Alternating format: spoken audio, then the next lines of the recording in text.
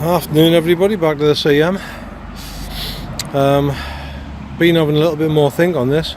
I know I said I wasn't going to strip it and paint the frame, but you know, looking at it, tank's off, forks are off, bars, well, they're going to be coming off in a second anyhow because I'm getting some new ones. Back mudguard, that's just sat in place, and back wheel shocks, that not a lot of work to take them off. And the engine, to be honest, it's only a few bolts. And the loom, I'm looking to do some rejigging of wiring up this end to take some of this clutter out and hide it under the tank. So most of the loom's going to come off really. So it wouldn't take a lot of work really to take that apart, leave the yokes in place, give it all a bit of a clean down, and give it a bit of a decent paint up, get the grease off. I mean, the frame only comes down to this stem here, to that bracket, so a couple of bolts on there, bolt on this bracket up here into the engine through there, and probably one or two bolts back here. There's probably a bolt in there and a bolt down here holding that into the frame. So it's only a few bolts and that engine will drop out. The gaskets in here I'm going to have to do anyhow, because that side at least is leaking at the gasket. So I think a new gasket in there. While I'm doing, I might as well do this one as well. So they're going to come off. So the pipe's off, the tank's already off. Clutch is just the cable out and that. That's out of the way. So yeah, it might be just as quick to whip that out, take the back wheel out, strip it down a bit more, and do that. After all, it would make a tighter job, wouldn't it? And I think that centre stand might have to go. Not keen on that. I think it was bent when it dropped off. Looking at the angle across that, I think, yeah, that's bent.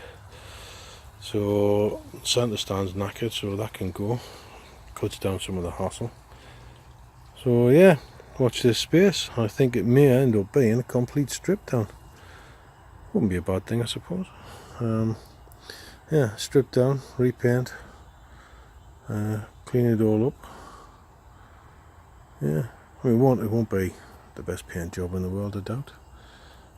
But if it's all cleaned down, hammerite or something like that, give it a good clean up and degrease and paint, that's probably worth having a go at. So watch the space, you never know. Bye for now. Right, tip for all you hotshots out there, it's getting dark so the lights come on here. When you're doing wiring, take a minute before you start pulling everything apart, bit of masking tape and a pen, and mark your cables before you actually start pulling things apart. There's no point afterwards looking back and going, where were they from? As it is on here, we've got a couple of wires from the engine, we've got a couple of wires here from the brake light switch. They're in the same area. Now you could just say, yeah, fine, but they're all colour coded, so you can't go wrong. But you don't know what the guy before you has done, and you don't know whether he's put the right gear in there. It might well be that, I mean, that's not quite, but that could have been a green and yellow and a green and yellow, completely lost. Other one there's a black.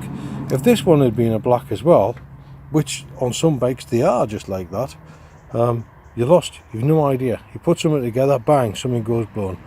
This way, no problem, not a problem at all. The other thing I found is, looking at here, these are the main wires for the starter solenoid. This being a plastic clip, you'd expect another bit of plastic clip to go into that, but somebody's been in and they butchered it. Look at the state of that. And as I say, that's the main leads to the starter solenoid. Who knows what's going to happen with that? As it is, you can see there's a bit of corrosion on the inside of there and a bit of muck. So it hasn't been sealed particularly well. At some point, that was chance to go and get really badly corroded and a non-starting bike all of a sudden. And why is that? No idea. Somewhere on the electrics there's a problem. Not happy with that, but we'll get it all stripped down, get it all cleaned, and get some proper sealant tape on there. Or if I can find a cheap enough solenoid. I mean, this one works okay, If we can get a cheap enough solenoid, we might just get a new clip with that and it'll go together properly. One way or another though, we'll sort it out so that it's good. But there you go. That's part one of the loom coming out now. Taking the clips off, and actually it's not too complex. So yeah, I think that's where we're going. And I found that there's no bolt up here, but there is a bolt down there. So yeah, a few things to do.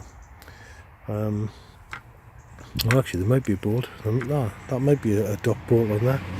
But either ways, I think what it'll be is the top and the front off, leaving the back, and then the jack's holding the engine up. So I'll loosen them two off and away we go. So yeah, keep watching this space and we'll be doing some more. Bye for now. Right, so as we saw before, the tank is off, and this little tool, I'm not willing to give up on it yet, so I'm going to give it a try, see what it's like at taking some of these bolts off here. So we'll give that a go and we'll get back to you. Nope, it was a fake. It did have a bit of a grip, but as soon as I went to put any pressure on it, it just let go. So I think that is a piece of junk. However, taking that off, I do seem to have a nice ratchet. So it's one of those ratchets that got that bend there, so it actually takes your fingers away from the job, help you stop taking as much skin off your knuckles.